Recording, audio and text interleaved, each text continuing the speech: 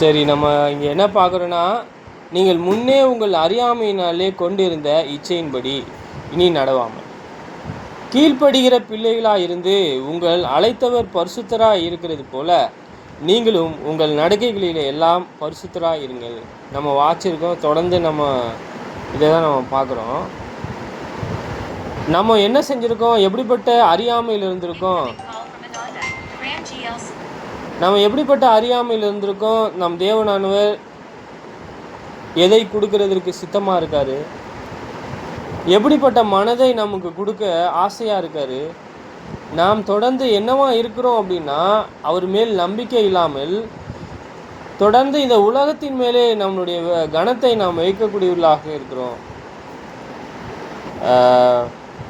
நம்மளுடைய இருதயம் நாம் தேவனானவர் பரிசுத்தராக இருக்கிறது போல, நம் அழைத்தவர் பரிசுத்தராக இருக்கிறது போல நீங்களும் பரிசுத்தமுள்ளவர்களாக இருங்கள் என்று சொல்கிறாரு.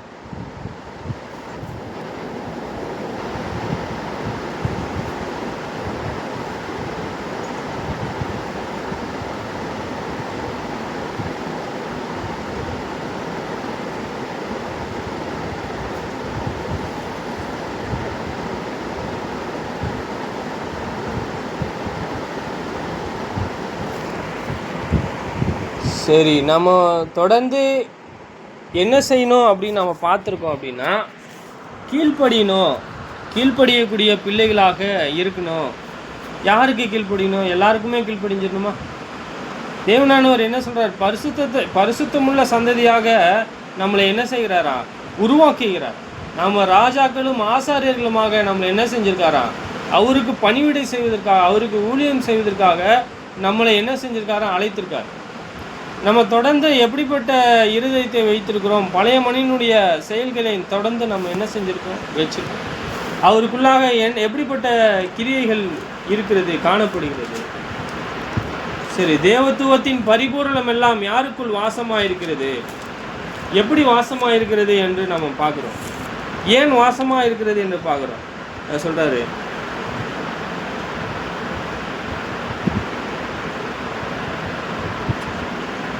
ஏனெனில் தேவத்துவத்தின் பரிபூர்ணம் எல்லாம் சரீர பிரகாரமாக அவருக்குள் வாசமாயிருக்கிறது. தேவனாயிருப்பதற்கு தன்மை, தேவனுடைய தன்மைகள், குணாதிசயங்கள், அந்த தன்மைகளை இயேசுவானவர் வைத்திருக்கிறார். அந்த குணாதிசயத்திற்கு ஏற்றவர்களாக நம்மளை அழைத்தவர். ஆனால் இந்த சபையானது எப்படியாக கட்டுவிக்கணும் அப்படின்னு சொல்லிட்டு தேவனுக்கு சித்தம் இருந்ததோ அதை விட மோசமான ஒரு கிரியைகள் உள்ளவர்களாக ரோமர் புஸ்தகத்திலே நாம் காண்றோம். எப்படி தேவனை அறிந்தும் அவர்கள் என்ன செய்கிறார்கள் என்றால், உணர்வு இல்லாமல், உணர்வு அப்படின்னா தேவனை தேடணும், தேவனை தேடுகிற உணர்வு உள்ளவனை தான் தேவனானவர் சுற்றி தேடுறார் பூமியில.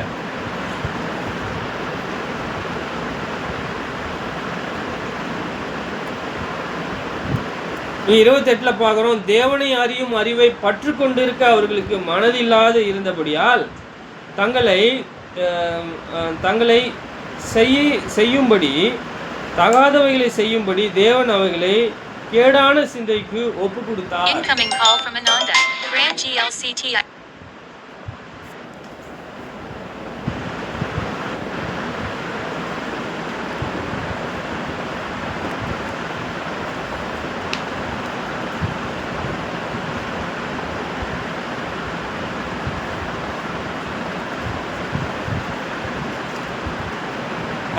தேவனை அறியும் அறிவை பற்றி கொண்டிருக்க அவர்களுக்கு மனதில்லை. அவங்க எப்படிப்பட்டவர்களாக நிறைப்பப்பட்டாங்க அப்படின்னா, சரி நான் தினைக்குமே தேவனுடைய வார்த்தையை கேட்குறேன், சரி நல்ல சந்தோஷம். எத்தனை பேர் கை கொள்கிறோம், எத்தனை பேர்கிட்ட தேவனுடைய பரிபூரணத்திலே நான் நிரப்பப்படணும்னு சொல்லிட்டு விருப்பப்படுறோம். அவர்கள் சகலவித அநியாயத்தினாலும், இதெல்லாம் உலகத்தார்கிட்ட தான் சொல்றது, அவங்க தான் இப்போ தொடர்ந்து அறியாமையில் இருந்தால் அவங்க எப்படிப்பட்டவர்களாக இருக்கிறாங்க. வாசிக்க போகிறோம் பாருங்க. அவர்கள் சகலவித அநியாயத்தினாலும் வேசித்தனத்தினாலும் துரோகத்தினாலும் பொருளாசையினாலும் துரோகத்தினாலும் நிறைப்பப்பட்டு பொறாமையினாலும் கொலைகளினாலும் வாக்குவாதத்தினாலும் வஞ்சகத்தினாலும் வன்மத்தினாலும் நிறைந்தவர்களுமாய் புறம் கூறுகிறவர்களுமாய் அவதூறு பண்ணுகிறவர்களுமாய் தேவ பகஞ்சருமாய் துரோகிகளுமாய் அகந்தை உள்ளவர்களுமாய் வீம்புக்காரர்களுமாய் கொள்ளாதவைகளை யோசித்து பிணைக்கிறவர்களுமாய் பெற்றோருக்கு கீழ்ப்படியாதவர்களுமாய் உணர்வில்லாதவர்களுமாய் உடன்படிக்கைகளை மீறுகிறவர்களுமாய் சுபாவ அன்பில்லாதவர்களுமாய் இணங்காதவர்களுமாய் இரக்கம் இல்லாதவர்களுமாய் இருக்கிறார்கள். இத்தனை கிரியையும் யாருக்குள்ள இருக்கு? இந்த சபைக்குள்ள. கொரிந்திய சபையானது எப்படி இருந்தது? எப்படிப்பட்ட ஒரு இருதயத்தை தேவனானவர்கள் கொடுக்க வேண்டும் என்கிறது அவர்களுக்கு பரிசுத்தத்திற்கென்று அழைத்தவர்களை தொடர்ந்து அவருடைய சித்தத்தை இங்கே என்ன செய்யல அறியாமல் இருக்கிறதுனால அவர் என்ன செய்யக்கூடியவர்களாக அறியாமையிலே தொடர்ந்து ஜீவிக்கிறதை நம்ம வாசிக்கிறோம். இவங்க பார்த்தீங்கன்னா கொலோசியர் புஸ்தகத்திலே கொலோசியர்கள் எப்படிப்பட்ட சபையாக இருக்கிறாங்க. அவருக்குள்ளாக சகல பரிபூர்ணமும் இருக்கிறதை காண்கிறாங்க. அவங்க போதிக்கிறாங்க, அவங்க ஆனால் அது என்ன செய்யல, அவங்க நடக்கிறது இல்லை. அல்லாமலும் நீங்கள் கிறிஸ்துவை பற்றும் விருத்த சேதனத்தினாலே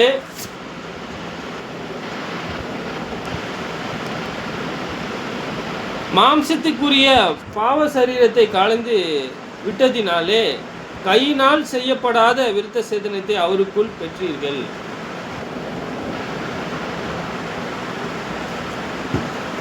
சரி, இங்க பாருங்க எப்படிப்பட்ட விருத்த சேதனம்னா, பழைய பாட்டு பிரமாணத்தில் மாம்சத்தின் நுனித்தோல் இருக்கு இல்லையா, அவங்க யூரின் போகக்கூடிய அந்த பர்டிகுலரான இடத்த என்ன செஞ்சுடுவாங்க அப்படின்னா கட் பண்ணிடுவாங்க, சர்க்கம்சேஷன் பண்ணிடுவாங்க.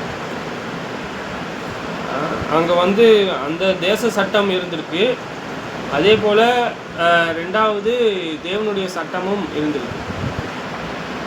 அதற்கு ஒப்பானதா அப்படின்னு பார்த்தா இல்லை. ஆனால் இது எப்படிப்பட்ட விருத்த சேதனம் என்று பார்த்தா, நம் இருதயத்திலே பழைய மனுஷனுடைய கிரியைகளை என்ன செய்கிறாரு, களைந்து போட்டோம், கட் பண்ணிட்டோம், துண்டித்து போட்டுறோம், எடுத்து போட்டோம், வேணான்னு சொல்லி. இவருங்க ஞானஸ்தானத்தினாலே அவரோடு கூட அடக்கம் பண்ணப்பட்டவர்களாகவும் அதிலே அவரை மரித்தோரிலிருந்து எழுப்பின தேவனுடைய செயலின் மேலுள்ள விசுவாசத்தினாலே அவரோடு கூட எழுந்தவர்களாயும் இருக்கிறீர்கள். அவரோடு கூட அடக்கம் பண்ண போட்டோமா, இன்னும் கொஞ்ச நாள்ல அதையும் மறந்துடுவாங்க. அவங்க மறந்துட்டு புறஜாதிகள் என்ன வீணான சிந்தையில் இருக்கிறாங்களோ அதே சிந்தை அவங்ககிட்டே இருக்கும். அவங்க துரோகிகளாக இருக்காங்க, அதே துரோகிகள் இவ்வளோ மாறிடுவாங்க. அவங்க என்ன செஞ்சுருக்காங்க, பணத்தில் பிரியமாக இருக்கிறாங்க, நிறைய மாளிகைகளை உண்டாக்குறாங்க, அவங்க பணம் பொருள் இதில் பிரியமாக இருக்கிறாங்க. அவங்க துரோகிகள். அவங்க உலகமானது எப்படி இருக்கிறதோ அதே தான் இருக்கு. தேவனானவர் நம்ம என்ன செஞ்சிருக்காரு, தேவனானவர் நம்மளுடைய உள்ளான இருதயத்தில் அவருடைய பரிபூர்ணத்தில் நிரப்பப்படணும் என்று நம்மளை என்ன செஞ்சிருக்காருன்னா இயேசு கிறிஸ்துக்குள்ளாக அழைத்திருக்கார். நம்ம தொடர்ந்து இதெல்லாம் மறக்கக்கூடாது. தேவனானவர் இப்படிப்பட்ட இருதயத்தை என்ன செய்யல, நம்ம எல்லாருக்கும் கொடுக்கணும், கொடுத்துருக்காரு.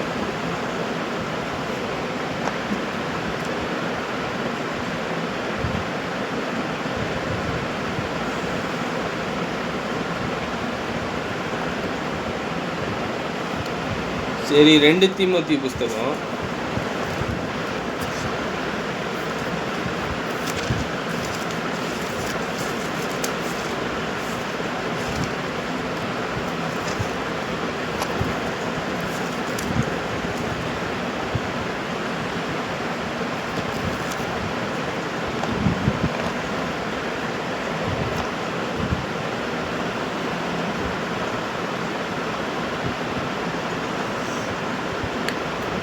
2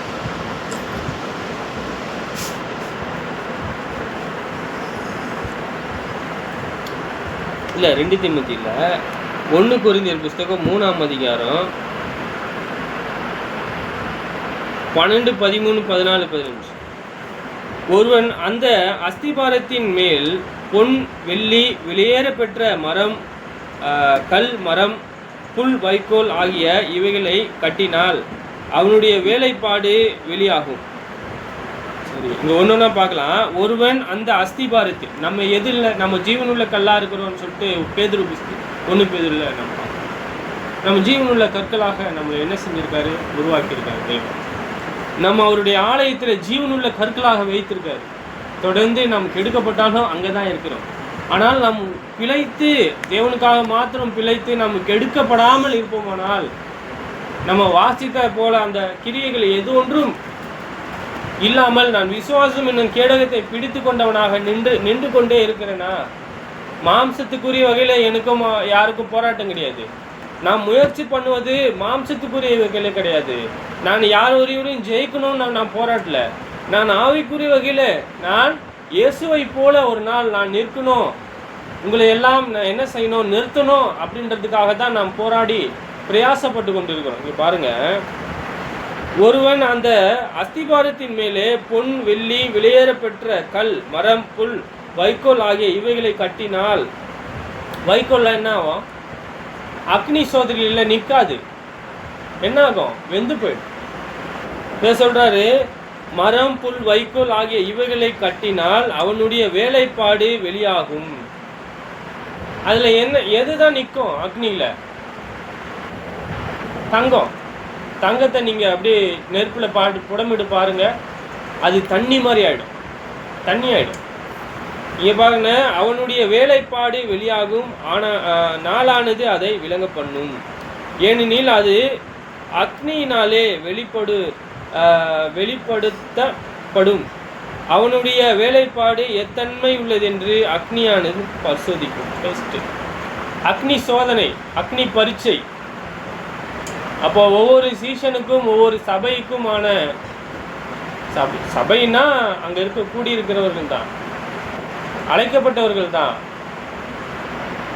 தேவனுடைய நோக்கத்தை செய்தவர்கள் தான், செய்யப்படக்கூடியவர்கள் தான். ஆனால் இங்கே ஒருவன் அந்த அஸ்திபாரத்தில் இருந்து அக்னி சோதனையில நிலைத்தில்ல அப்படின்னா அவன் என்ன செய்யப்படுவான் அப்படின்னா வெந்து போயிடுவான், உருகிடுவான்னு சொல்றாரு.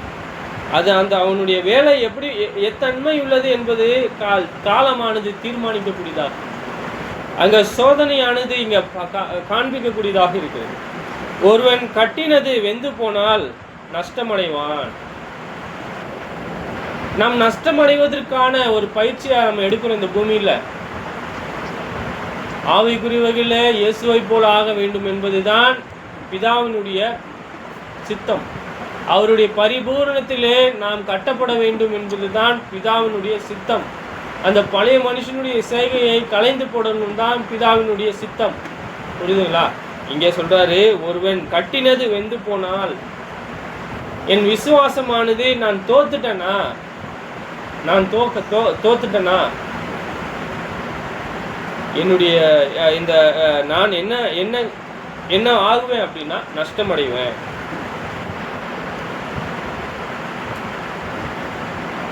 இங்கே நம்ம என்ன பார்க்குறோன்னா, அவனே ரட்சிக்கப்படுவான், அதுவும் அக்னியிலே பட்டு தப்பினது போல் இருக்கு.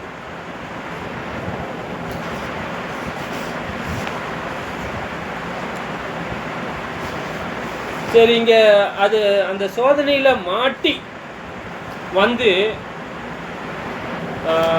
இருக்கிறான், அதில் மாட்டிக்கொண்டான் என்றால், சரி மாட்டிட்டு வெளியே வந்துட்டான் அப்படின்னா அது எப்படி இருக்குமா, எப்படி காணப்படுமோ? அக்னியில் தப்பினது போல் இருக்கும்.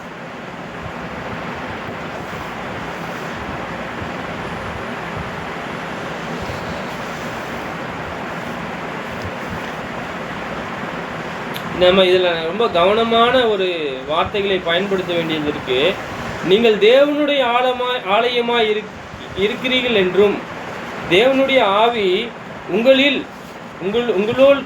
கிடையாது, உங்களுக்குள் சொல்லலை, உங்களில் உங்களில் வாசமா இருக்கிறார் என்றும் அறிந்திருக்கிறீர்களே. நம்ம ஆலயம் ஜீவனுள்ள கல் அப்படின்னா எப்படி? நம்ம ஆலயம் ஜீவனுள்ள கல். ஒவ்வொரு சகோதர சகோதரிகளும் இயேசுவானவர் மூளைக்கல், அப்போஸ்தலர்கள் இவர்கள் எல்லாம் அஸ்திபாரம். நம்மேல் இசைவாய் இணைக்கப்பட்டு கூட்டி கட்டப்படுறோம் அப்படின்னா நம்ம அவருடைய ஆலயத்தில் நம்ம என்ன செய்யணும்? தொடர்ந்து நிலைத்திருக்கக்கூடியவர்களாக நம்ம என்ன செய்யணும்? நம்ம அற்பமான இந்த பூமிக்குரிய காரியங்களிலே நாம் தொடர்ந்து நம்மளுடைய சிந்தையை வைப்போமானால் நாம் எப்படிப்பட்டவர்களாக இருக்கிறோம்? நீங்களே யோசிச்சு பாருங்க, எப்படிப்பட்டவர்களாக இருக்கிறோம்?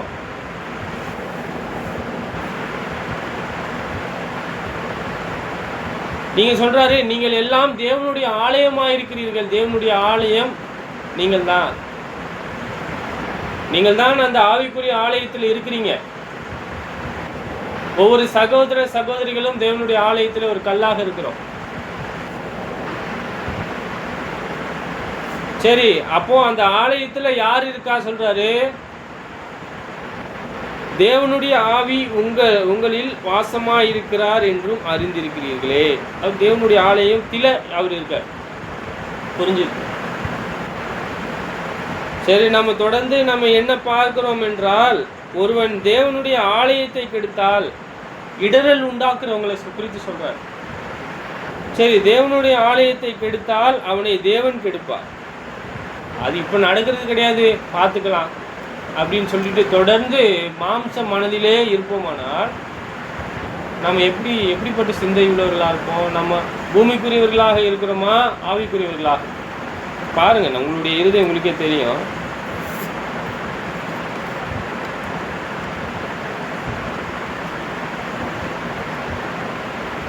தொடர்ந்து அவங்க எப்படிப்பட்ட ஞானம் உள்ளவர்களாக இருக்கிறாங்க? அது எப்படிப்பட்ட ஞானம்? அது என்ன வகையான ஞானம் என்று தேவன் சொல்றாரு? பூமிக்கு அடுத்த ஞானம் சொல்றார். இவ்வுலகத்தின் ஞானம் தேவனுக்கு முன்பாக பைத்தியமாக இருக்கிறது. அப்படியே ஞானிகளை அவர்களுடைய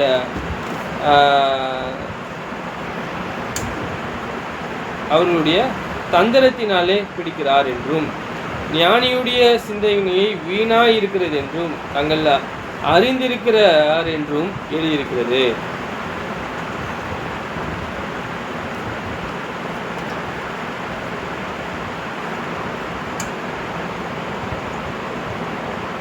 இங்க பாருங்க, இவ்வுலகத்தின் ஞானம் தேவனுக்கு முன்பாக பைத்தியமா இருக்கிறது.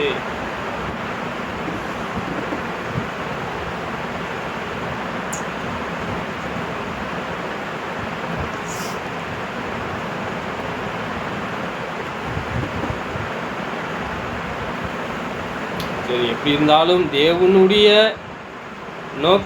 தேவனுடைய சித்தத்தினாலே நாம் என்ன செய்யப்பட்டிருக்கணும், என்னவா இருக்கிறோம் அப்படின்னா தேவனுடைய சித்தம் நாம் செய்ய வேண்டியது அவசியம்.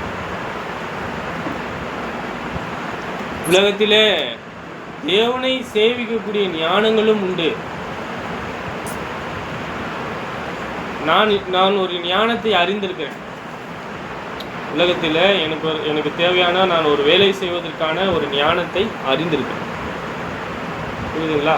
தேவனுடைய ஞானத்தையும் அறிந்திருக்கேன். இந்த ரெண்டு வேலையும் செய்வதற்கான ஒரு ஞானமானது அது அநியாயமாக காணப்படுமா? சொல்லுங்க. என்ன அநியாயக்காரன்னு சொல்றவங்கக்கிட்ட அது அநியாயமாக தான் இருக்கும். ஆனால் நியாயமான படிக்கு தேவனை மகிமைப்படுத்துவதற்கும் ஒவ்வொரு கிரியைகளையும் நாம் தேவனானவரை எப்படியாக நம்மளை வைத்திருக்கிறார்.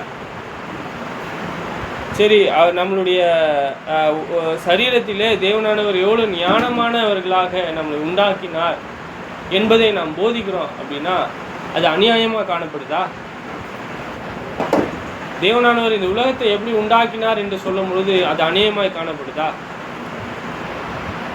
சரி, தேவனுடைய வல்லமையை குறித்து நாம் ஒவ்வொரு சகோதர சகோதரிகிட்ட சொல்லும் பொழுது அது அநியாயமாக காணப்படுதா? தேவனை மகிமைப்படுத்துவதை காணப்படுது. தேவனுடைய சித்தத்தை செய்வதற்கு ஏற்றவாறு இருக்கிறது. சரி, இங்கே நம்ம என்ன பார்க்குறோம்னா பிரசங்கி புஸ்தகம் 11ஆம் அதிகாரம்.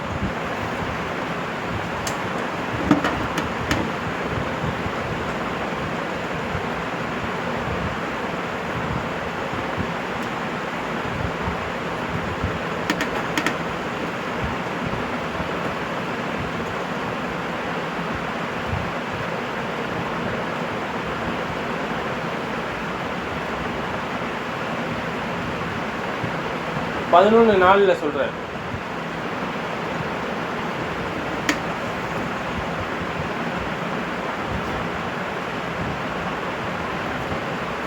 நீங்க சொல்றாரு 4 பார்க்கும்போது, காற்றை கவனிக்கிறவன் விதைக்க மாட்டான். காற்று இப்போ விதைக்கு போகும்போது, விதையை விதைக்க போகும்போது காற்றை கவனிக்கிறவன் என்ன செய்ய மாட்டான்? காற்றை கவனிக்கிறவன் விதைக்க மாட்டான். மேகங்களை நோக்குகிறவன் அறுக்க மாட்டான். இவன் சோம்பேறி. தேவனுடைய சித்தமானது என்னதென்று கீழ்ப்படியாதவனாக நான் காணப்படும். இவன் எந்த வேலையும் செய்ய முடியாத அளவுக்கு ஒரு என்னவா இருக்கிறான்? எந்த வேலையும் செய்ய முடியாத. ஆவியின் வழி இன்னதென்றும் கர்ப்பவதியின் வயிற்றிலே எலும்புகள் உருவாகும் விதம் இன்னதென்றும் நீ அறியாதிருக்கிறது போலவே எல்லாவற்றையும் செய்கிற தேவனுடைய செயல்களையும் நீ அறியாய். ஒரு மனுஷனுடைய இருதயம் அவங்களுடைய செய்கையை மறக்கிறாங்க அப்படின்றது கிடையாது. இங்க தேவனுடைய நோக்கத்தை, தேவனுடைய செயலை நீ அறியாய். கீழ்ப்படியலைன்னா அவன் அறிய மாட்டான். இவன் இங்க ஒரு மனுஷன் கீழ்ப்படியாம இருக்கிறதுனால அவருடைய செய்கையை அறியவில்லை. இங்க சொல்றாரு, குறிப்பிட்டு ஒருவர் சொல்றாரு, ஆவியின் வழி இன்னதென்றும் கர்ப்பவதியின் வயிற்றிலே எலும்புகள் உருவாகும் விதம் இன்னதென்றும் நீ அறியாய். எலும்பு எப்படி உண்டாயிருக்கு, ஏன் உண்டாயிருக்கு, எப்படிலாம் உண்டாகுது, 3 வாரத்துக்கு எப்படி உண்டாகும், 5 வாரத்தில் எப்படி உண்டாகும், 8 வாரத்தில் எப்படி உண்டாகும், 9 வாரத்தில் எப்படி உண்டாகும் என்று தேவனானவர் கற்பிக்கிறார். தேவனானவருக்கு தெரியும். ஆனால் மனுஷன் ஸ்கேன் பண்ணி பார்க்குறான், அது எப்படி இருக்கு, எந்த தோற்றத்துக்கு இருக்குன்னு தெரியும், ஆனால் அது எப்படி உருவாகுதுன்னு தெரியும். அது போலவே தேவனுடைய செயலையும் அறிய மாட்டான். யாரு அப்படின்னா, தேவனுடைய சித்தத்தை செய்யாதவன் கீழ்ப்படியாதவன். கீழ்ப்படியாதவன் எப்படிப்பட்டவனாக இருக்கிறான் அப்படின்றது நம்ம பார்க்குறோம், நம்ம வாசிச்சிருக்கோம். நீங்கள் பார்த்துருக்கீங்கள. இதுதான் 8 to வீக் 5 to 8. ஓகே, இது என்ன அப்படின்னா 6 weeks பேபி உள்ளே இருக்கக்கூடியது. சாரி, பேபி இல்லை, இது 7 week, இது 8 weeks, இது 9 weeks. வயிற்றில் இப்படி தான் இருக்கும்.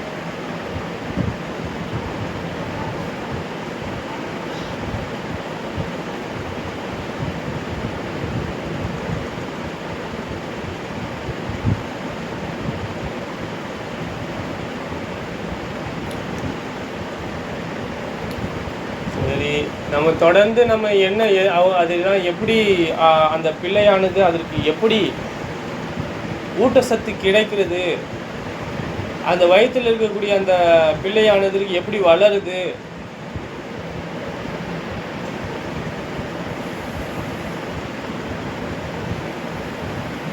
சரி, அது அந்த வயிற்றில் இருக்கக்கூடிய அந்த குழந்தையானது அதோடைய வளர்ச்சி இருக்கணும் அப்படின்னா 1000 மில்லிகிராம் அல்லது 1 கிராம் கால்சியம் உதவி செய்யக்கூடியதாகும். அதோடைய வளர்ச்சிக்கு உதவிகரமாக இருக்குது. அதெல்லாம் எங்கேருந்து கிடைக்கும்? நம்ம எதுவுமே செய்கிறது இல்லையே. விட்டமின் டி, சரி, இந்த கால்சியம் இதெல்லாம் எங்கேருந்து கிடைக்கும்? சரி, இதெல்லாம் மனுஷனுக்கு அவருடைய சிந்தையை மனுஷன் என்ன செய்ய மாட்டான், அந்த வழியை அறிய மாட்டான். கீழ்ப்படிதலுக்குரிய மனுஷன் கிடையாது.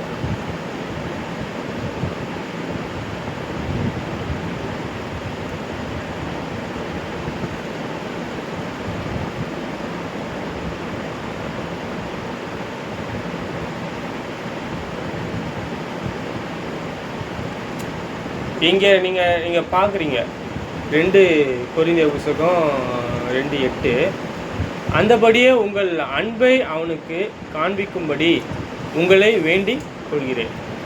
நீங்கள் எல்லாவற்றுக்கும் கீழ்ப்படிந்து இருக்கிறீர்களே என்று உங்களை சோதிக்கும்படி இப்படி எழுதியிருக்கிறேன். இவருக்கு நீங்கள் மன்னிக்கிறீர்களே அவனுக்கும் நானும் மன்னித்தேன். மேலும் எதை நான் மன்னித்திருக்கிறேனோ அதை உங்கள் நிமித்தமும் கிறிஸ்துவினுடைய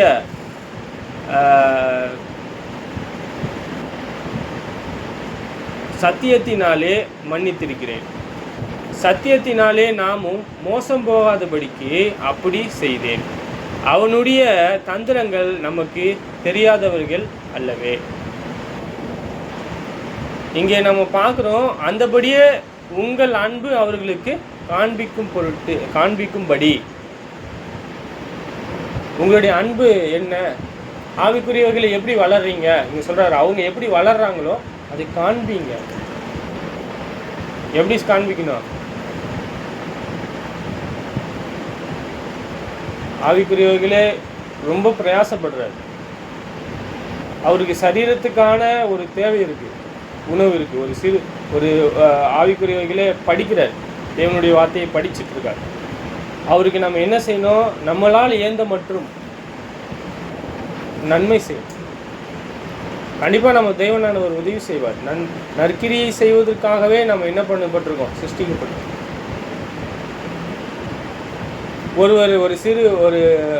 ஒரு சிறியவன் இருக்கார், சகோதரன். அவருக்கு ஒரு கலசம் தண்ணி தேவைப்படுது. சீஷன் என்ற நாமத்தின் நிமித்தம் சீஷனுக்கு நம்ம உதவி செய்யணும். தீர்க்கதரிசி நாமத்தின் நிமித்தம் தீர்க்கதரிசியா அப்படின்னு சொல்லிட்டு நம்ம உதவி செய்யணும். அதெல்லாம் என்னவா இருக்கு? நன்மை. அது என்னவா இருக்கு? அன்பு. நீங்கள் எல்லாவற்றிலும் கீழ்ப்படிந்து இருக்கிறீர்களே என்று உங்களை சோதிக்கும்படி இப்படி எழுதினேன். எவனுக்கு நீங்கள் மன்னிக்கிறீர்களோ அவனுக்கு நானும் மன்னித்தேன். மேலும் எந்த நாள் மன்னித்து இருக்கிறேனோ அதை உங்கள் நிமித்தமும் கிறிஸ்துவனுடைய சத்தியத்தினாலே மன்னித்திருக்கிறேன். எப்படி மன்னிக்கப்பட்டிருக்க அப்படின்னா, அவருடைய வேத வாக்கியத்தின், அவருடைய சத்தியத்தின்படி தான் இதை செஞ்சிருக்க. அதுவே நம்ம எத்தனை முறை மன்னிக்கலாம்? 70 முறை. அதை விட அதிகமாக பாவம் செய்வாங்க தான். இருந்தாலும் நம்மளுடைய கடமை என்ன? நாம் எல்லார் மேலும் அன்பு கூற வேண்டும் என்பதே சத்தியத்தின்படியாக நாம் நீங்க சொல்றாரு, சத்தியத்தினாலே நாம் மோசம் போகாதபடிக்கு. அவங்க சத்தியத்தை காண்பிப்பாங்க, ஆனால் அதில் என்ன இல்லை? ஜீவன் இல்லை, கீழ்ப்படிதில்லை, அன்பு இல்லை, இரக்கம் இல்லை. நாம் என்ன செய்யக்கூடாது? நாம் அதற்கு இப்படிப்பட்ட வஞ்சகமுள்ள போதகத்திற்கு நாம் செவி கொடுக்கக்கூடாது என்று முன்பே நம்ம என்ன செய்யப்பட்டிருக்கோம்? தேவனாலே வஞ்சிக்கப்படாது இருப்பீர்களாக என்று சொல்லியிருக்காரு கொரிந்தியர் புத்தகத்திலே. சொல்றாரு, மேலும் நான் கிறிஸ்துவின் சுவிசேஷத்தை பிரசங்கிக்கும்படி துருவாப்பட்டணத்திலே வந்தபோது கர்த்தராலே எனக்கு கதவு திறக்கப்பட்டு இருக்கையில் நான் என் சகோதரனாகிய தீத்துவை காணாததினாலே என் ஆவிக்கு அமைதி இல்லாமல் இருந்தது. ஆதலால் நான் அவர்களிடத்திலே அனுப்புவித்து கொண்டு மக்கதோனியா நாட்டிற்கு புறப்பட்டு போனேன். இங்கே நாம் என்ன பார்க்குறோம்? ஒரு வேத வாக்கியத்தை இங்கே பாருங்க, நான் என் சகோதரனாகிய தீத்துவை காணாதிருந்ததினாலே என் ஆவி அமைதல் இல்லாதிருந்தது. அவர் எவ்வளோ அன்பாக இருந்திருக்காரு பாருங்க, எவ்வளோ உதவிகரமாக இருந்திருக்காரு பவுலுக்கு தீத்து. சரி, அவர் இல்லை அப்படின்னும் போது அவருடைய இருதயமானது இங்கே ரொம்ப கலங்கினதை நம்ம பார்க்குறோம்.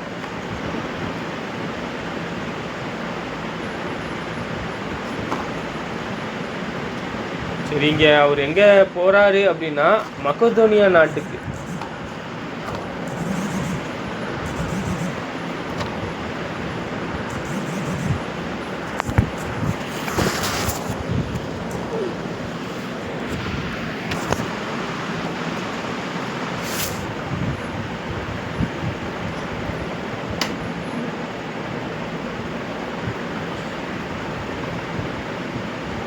அவர் அப்போஸ்தலர் 20:1 பார்க்கணும்னா, காலம்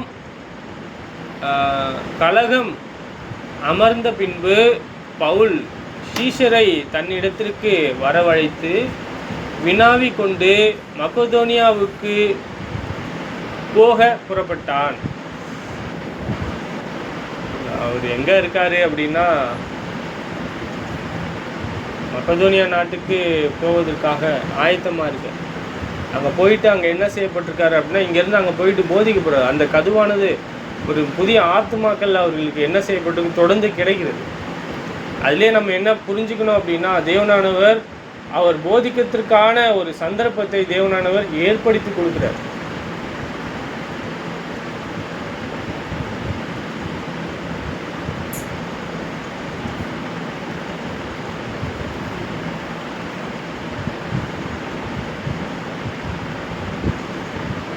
ரெண்டு கொரிந்தியர் புஸ்தகம் 7:5 சொல்றாரு, எப்படியேனால் நாங்கள் மக்கதோனியா நாட்டிலே வந்தபோது எங்கள் சரீரத்திற்கு இளைப்பாறுதல் ஒன்றும் இல்லாமல் எப்பக்கத்திலும் உபத்திரவப்பட்டோம். புறம்பே போராட்டங்களும் உள்ளே பயங்களும் இருந்தன. தேவனுடைய வார்த்தையை போதிக்கும் பொழுது சரி, என்ன நடக்கிறது என்றால் அவங்களுக்கு தொடர்ந்து என்னவா இருக்கிறாங்க அப்படின்னா, அவங்க உபத்திரவப்படுறாங்க. புறம்பே அவங்க என்ன செய்கிறாங்க, பயந்து இருக்கிறாங்க. உள்ளே அவங்க என்னவா இருக்கிறாங்க, பயந்து, ரொம்ப நடுக்கத்தோடு பயந்தவர்களாக இருக்கு. சரி, நம்ம தொடர்ந்து நம்ம இங்கே என்ன பார்க்குறோம் அப்படின்னா, நாம் எப்பொழுதுமே தேவனுடைய நன்மையை நாம் போதிக்கக்கூடியவர்களாக இருக்கு. பவுலானவருக்கு ஆவிக்குரிய சிந்தை, ஆவிக்குரிய மனம் தொடர்ந்து அது என்னவா, அந்த மனம் சுத்தமுள்ளதாக இருந்ததை குறித்து நாம் காண்றோம். அந்த மனதை, அவருடைய பழைய மனசை அவர் தொடர்ந்து என்ன பண்ணுறாரு, கலைந்து போட்டார், கட் பண்ணி எறிஞ்சிட்டார். தீத்து புஸ்தகம்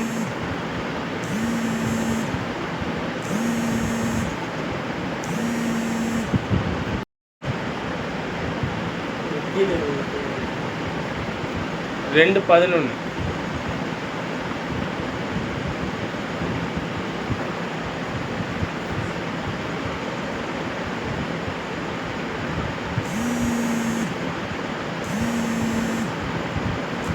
இங்க பாருங்க, ஏனெனில் எல்லா மனுஷனுக்கும் ரட்சிப்பை அளிக்கத்தக்க தேவ கிருபையானது பிரசன்னமாகி,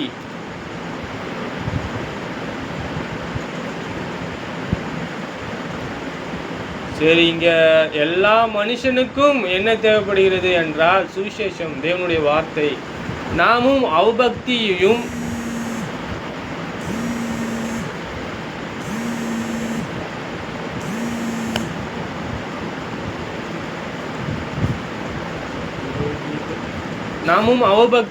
லௌவீக இச்சையும் வெறுத்து தெளிந்த புத்தியையும் நீதியையும் தேவ பக்தியையும் உள்ளவர்களாய் இவ்வுலகத்திலே ஜீவனம் பண்ணி. நம் தேவனானவர் இங்கே நமக்கு கற்பிக்கிறார் பாருங்க.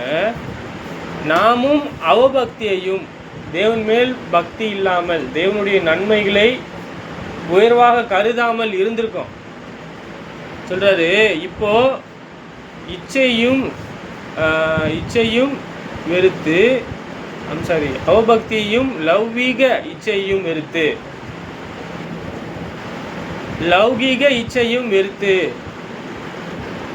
தெளிந்த புத்தியையும் நீதியையும் தேவ பக்தியும் உள்ளவர்களாய் இவ்வுலகத்திலே ஜீவனம் பண்ணி.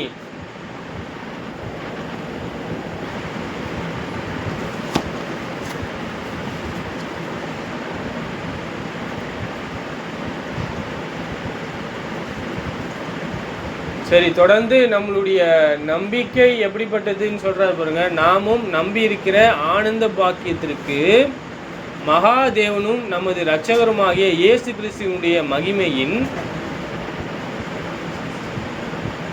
பிரஸ்தானமாகுதலுக்கும் எதிர்பார்த்து கொண்டு இருக்கும்படி நமக்கு போதிக்கிறது.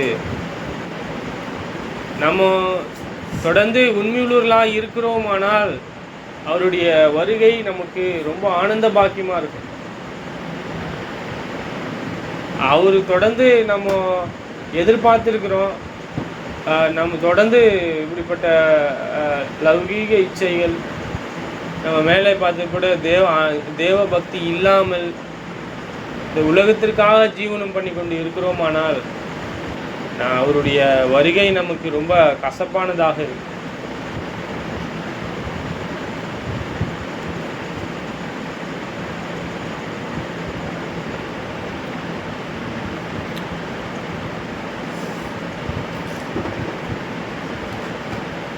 நம்ம என்ன மறக்கக்கூடாது அப்படின்னா, அவர் நம்மை சகலவித அக்கிரமங்களினின்றும் மீட்டு கொண்டு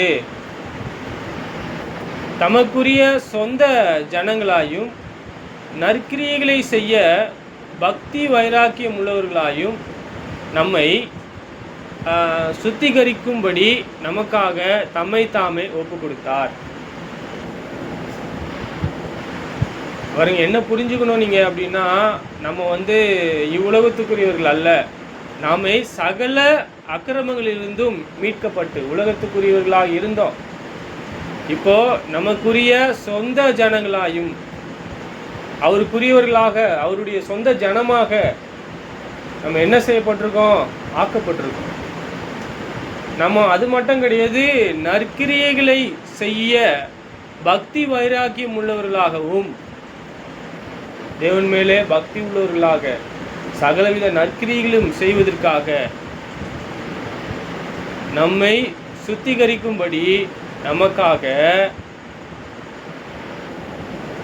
தம்மை தாமே ஒப்பு கொடுத்தாரா இல்லையா இயேசுவானவர்?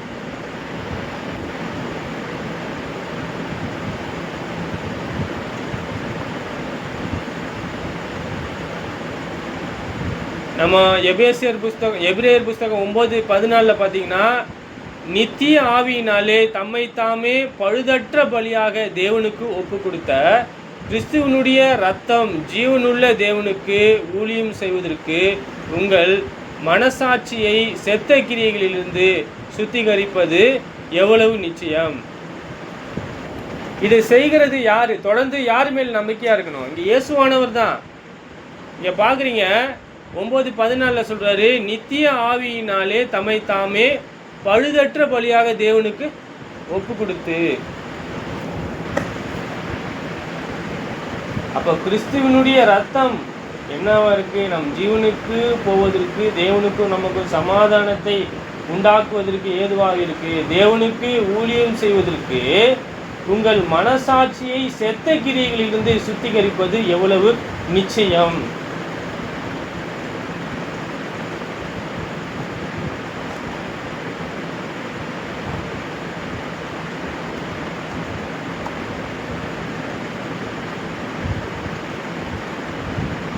நமக்கு தெரியும் 1 பேதுரு புஸ்தகத்தில் 2 சொல்றாரு, நீங்களே உங்களை அந்தகாரத்திலிருந்து நம்முடைய ஆச்சரியமான ஒளியில் இடத்திற்கும் வரைவளைத்தருடைய புண்ணியங்களை அறிவிக்கும்படிக்கு தெரிந்து கொள்ளப்பட்ட சந்ததியாயும் ராஜரீகமான ஆசாரிய கூட்டமாயும் பரிசுத்த ஜனமாயும் அவருக்கு சொந்தமான ஜனமாயும் இருக்கிறீர்கள். அப்போ நம்ம யாரு அப்படின்னா, நம்ம தொடர்ந்து இப்போ இந்த உலகமானது நமக்கு சொந்தமல்ல, இந்த உலகத்துக்குரியவர்கள் அல்ல, நம்ம தேவனுக்குரியவர்களாக இருக்கிறோம் என்பதை நாம் தொடர்ந்து நாம் பார்க்கணும்.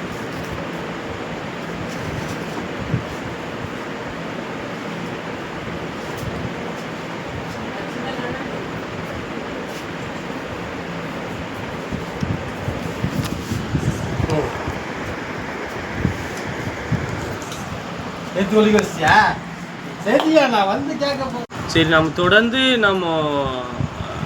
நம்மளுடைய இருதயம் தேவனை மகிமைப்படுத்த அவருடைய சிந்தையை அறிந்து கொள்வதற்கு இயேசு கிறிஸ்துவனுடைய சிந்தை, அவருடைய அடிச்சுவடு தேவைப்படுகிறது.